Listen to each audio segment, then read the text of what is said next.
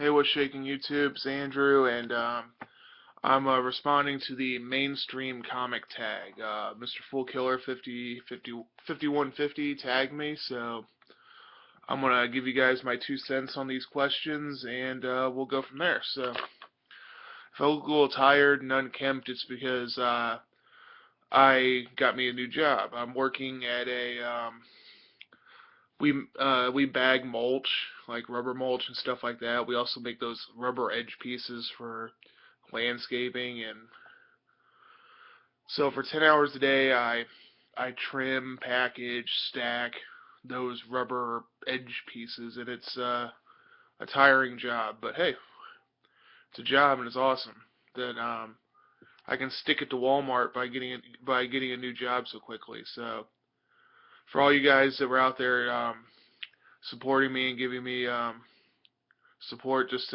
thank you guys, and just want you guys to know I got a new job. So on to the questions. Um, let's see. Question number one. Favorite ongoing book with one hero? Well, if you guys watch my channel, you guys will obviously know that the answer to that is Batman. I really like Batman. He's always been my favorite hero, but I think that Scott Snyder does a really good job with the writing. I've been following him since his work in Detective Comics, and Greg Capullo. I love his art. It's And then this cover is just pretty cool. I mean, don't get me wrong. I mean, it does kind of drag a little bit, but at times, but it's still my favorite book. Um, Favorite team book. I don't know if this necessarily counts as a team book, but all of um, all of the characters in the family are in this book, and each of the little sub stories are about a different person in the family, or a bunch of them work together, or one person's off on a thing. But my pick for that one is Batman Little Gotham. I understand that this is an E for everybody book, and I do like Dustin Nguyen's art. Um, some of the little sub stories in here are hilarious, like the Father's Day one with Ra's al Ghul was hilarious, where Catwoman and Batman go on vacation. Hilarious. If you like a laugh and you enjoy the Bat characters, pick this up. There are very few of the little sub stories in there that are bad. I think I've found one in like 10 issues, so pretty good. Number three, favorite hero. Well, that's kind of hard to tell. Batman is my favorite hero, hands down. I've read him since I was a kid. I love the bulk of his stories, and he's a character that I will continue reading, regardless of how bad it gets. I will still end up reading it because it is Batman. My favorite Marvel. My favorite Marvel character. I was thinking about it, because I've been reading this and that, and I sat down about it, and the one character that I always go back to, the one that I will always read his stories, that's right, Daredevil, the Man Without Fear. I love this character. He's, if you look at it, his origin story is kind of similar to Batman's. His motivation is kind of similar to Batman's, but I just love the fact that he's blind, and he's still wanting to bring justice. And this particular book's pretty awesome because he's shooting the Punisher with his own gun. So Daredevil. Let's see. My favorite villain. Well, seeing as my favorite hero is Batman, I guess my favorite villain would have to be the Joker. But everybody picks the Joker as their favorite Batman villain. So if I had to pick a second favorite Batman villain, like on par with the Joker, that's a tough one. But I think I'd have to go with hmm, it's not Bane. I'm actually not a big fan of Bane. I've got an argument for why Bane should have only been in one story arc and been done, kind of like Deacon from the Cult. But my favorite Batman villain is probably, now I'm gonna change this 9 or 10 times. My favorite Batman villain is I'm just gonna go with a Croc. Croc is I like him as a character. Whenever they make him intelligent, he's an awesome character. I mean, if you read the 3D cover for him, that story was good with Croc. When they first introduce him, it's awesome. And I was reading the pre-Nightfall stuff not too long ago, and when Bane just goes and crushes him, I felt so bad for him. I'm like, oh, poor Croc, and he's laying there, he's all mangled and stuff. I felt so bad for him, but I like him because he's a challenge for Batman, and he's not written well a lot of times, but he's got the potential to be an awesome character. My favorite Marvel villain is Doctor Doom. I love Doctor Doom, and it's because he's so ruthless and evil. He's willing to do anything to get his plan to come to fruition.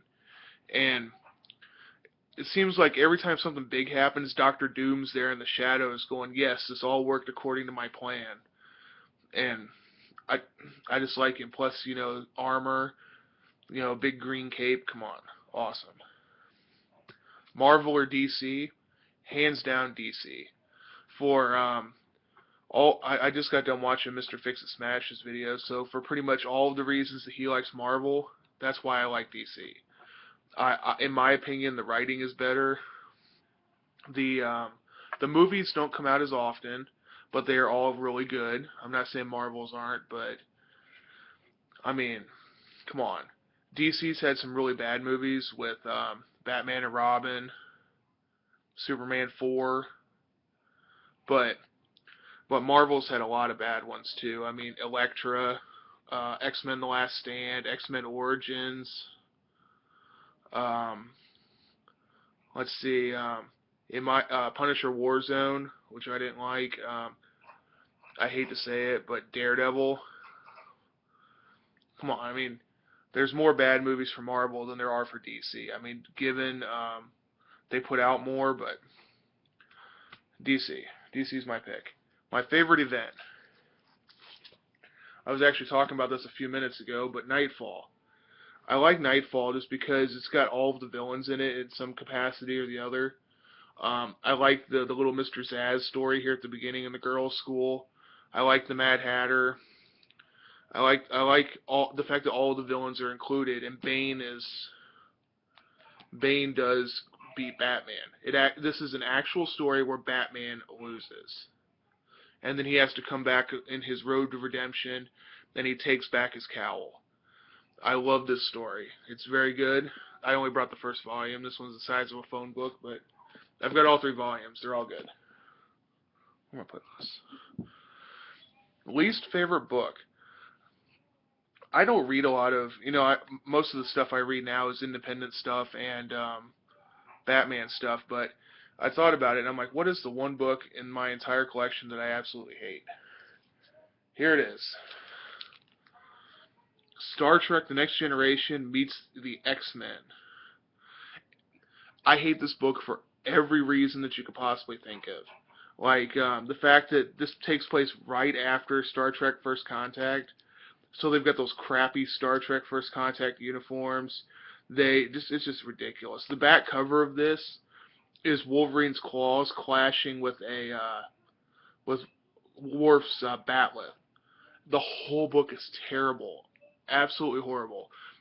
The creative team behind this should have all lost their jobs. This book is garbage. But I keep it for reasons like this, so I can show, hey, what's my least favorite book?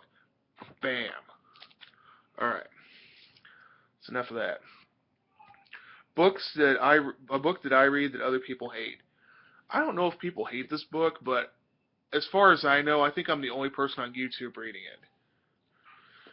it. And it's Batman Little Gotham again. This book is... I understand there's some turn-offs here, like it's a kid's book. Turn off. It's done in this watercolor style, which some people don't like. Turn off.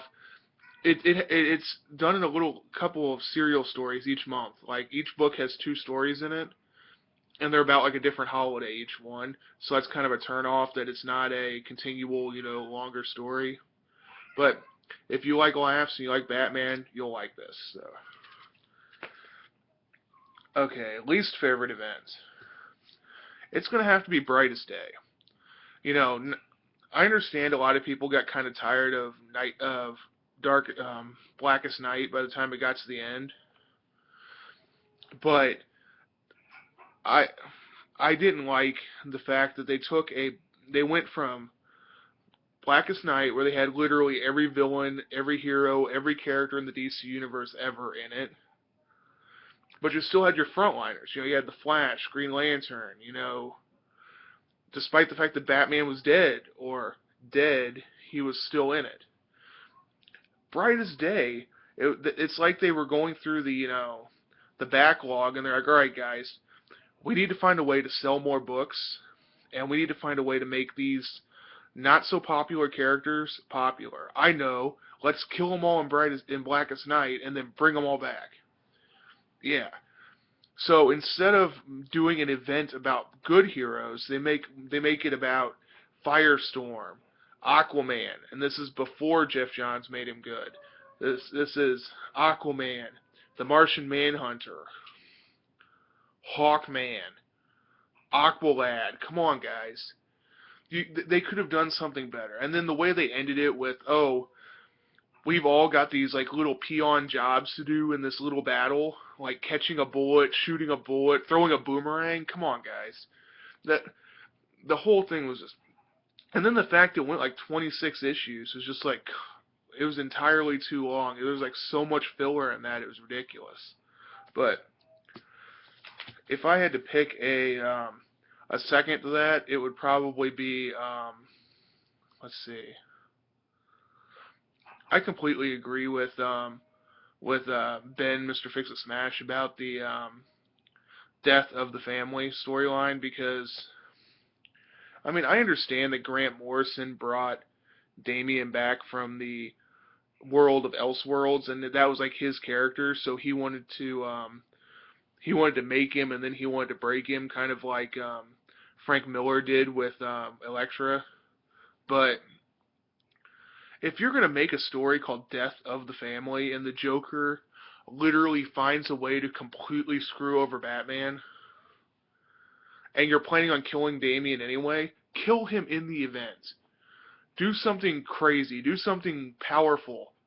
I mean, because back in the day when they did Crisis on Infinite Earths, how many people died in that?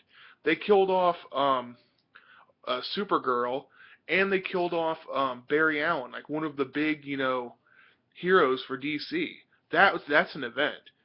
And then Batman, they're like they were hyping Death of the Family for how long, and then nothing of consequence happens. The only thing of consequence that happens is, oh, we don't trust you, Batman. You're too gung ho about your job. But then everybody thought that anyway. So number one, Brightest Day.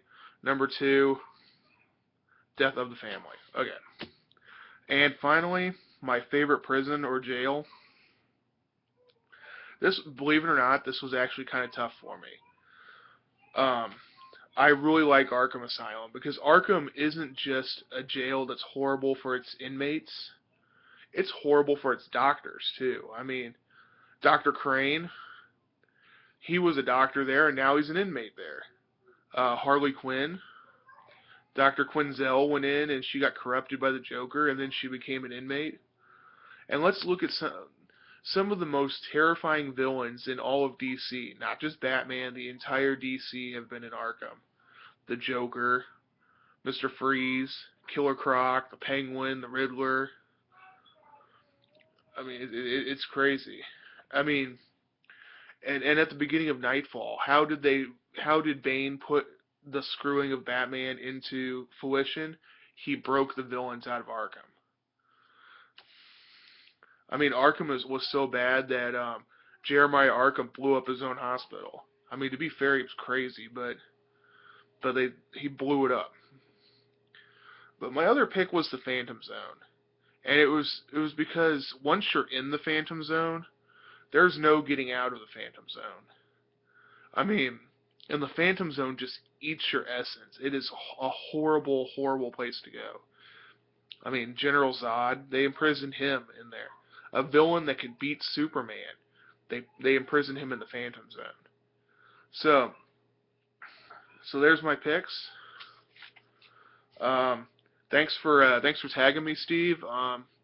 See I know I'm supposed to tag people too, but since I'm kind of at the end of the road, I'm just going to go, if you have not done this video, if you have not answered the questions, just answer them. Just I don't know specifically who you are, but if you're hiding and not wanting to do the video, just do the video. Answer the 10 questions. And because that's how we get to know each other a little better in the comic community. So, thanks for watching, guys, and I'll talk to you guys later. Bye.